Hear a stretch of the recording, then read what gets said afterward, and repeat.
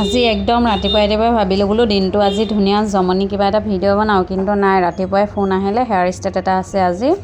গতিকে আহি এয়া ষ্টেটত লাগিলোঁ, মানে ক্ৰীমখিনি লগাই অনলি মূৰটো ধুই অনাৰ পাছত ৰিজাল্ট চাওক। আৰু মানে হেৰি কৰাই নাই, ষ্টেটনাৰ মাৰাই নাই, কিমান ধুনীয়া ৰিজাল্ট আহিছে নহয়, মনটো বহুত ভাল লাগে এনেকুৱাত।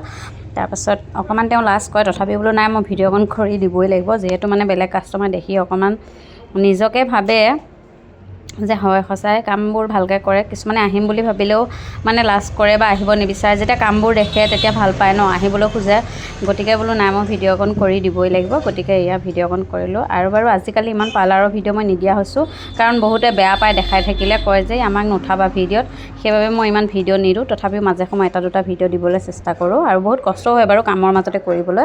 এয়া ফাইনেল ৰিজাল্ট চাওক কেনেকুৱা লাগিছে, ফাইনেল লুকটো তেওঁ। আৰু এয়া ফটো কেইখনমান দি দিছোঁ। ৰাতিপুৱাই ভাবিলোঁ যে আজি ফটোৱা কিবা এটা মই ভাবি থ'লোঁ, কণ্টেণ্ট কালি লিখিও থ'লোঁ, কিন্তু মানে আজি মিছ হৈ গ'ল। আৰু নেক্সট পাব বাৰু কমেডি ভিডিঅ'।